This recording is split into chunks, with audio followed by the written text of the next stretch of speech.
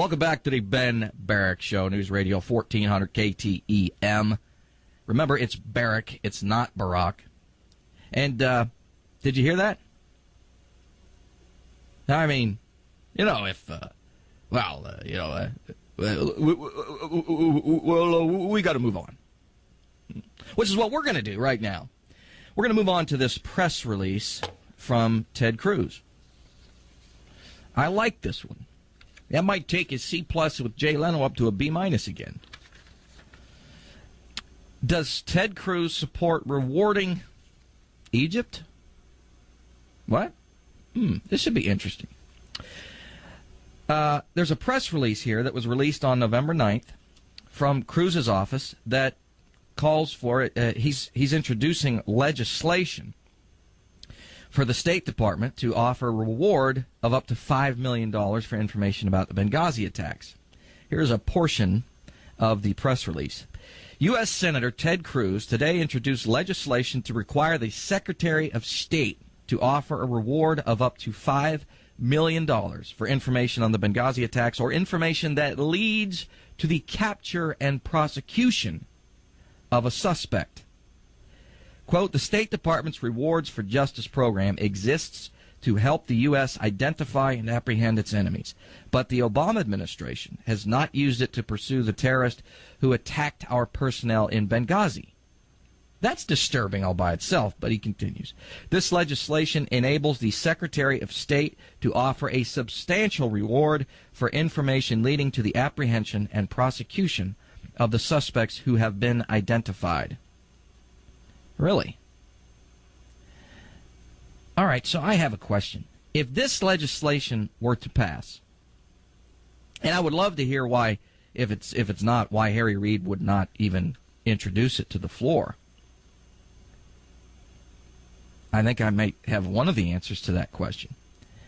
But if this legislation were to pass, could the Egyptian government collect? No. Well, if he had his way, it wouldn't. Because he loves him some Muslim Brotherhood. That would be John McCain. He loves them. Loves them. So, but my question would be, if the Egyptian government is not exempt from collecting the reward, would they be able to collect the reward? I don't know. Yeah, well, we need to put that in the bill, too, my friend. Consider that there are two terrorists in Egyptian prisons right this very second who are suspects in the Benghazi attack. But you don't hear their names.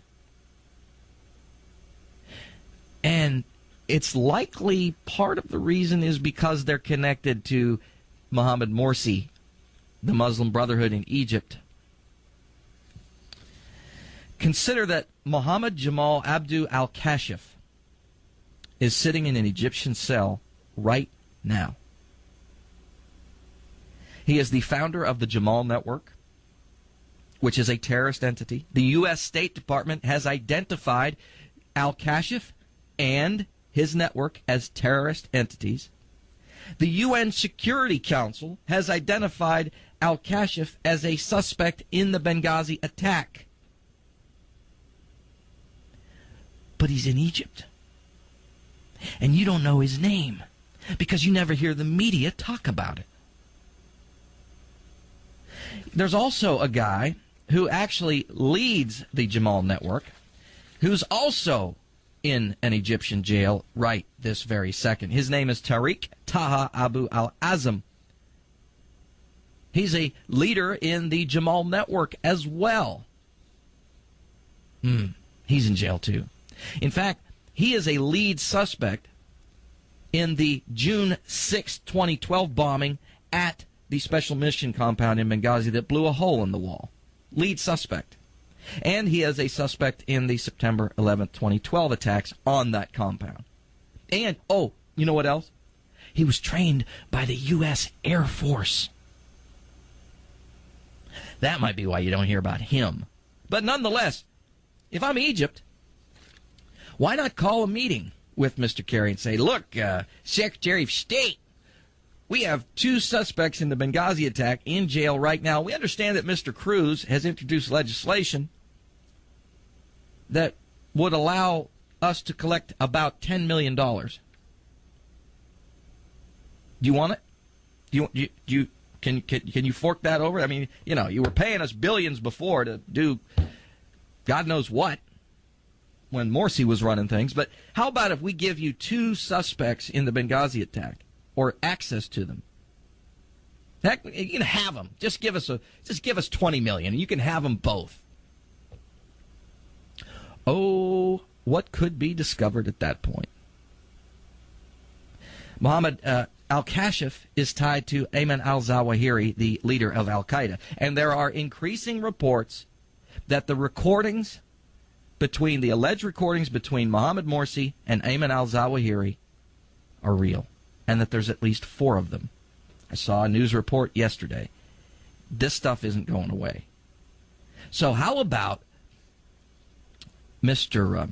Cruz fights to have al-Kashif and al-Azam prosecuted, sent to the U.S. in exchange for reward money? Most people are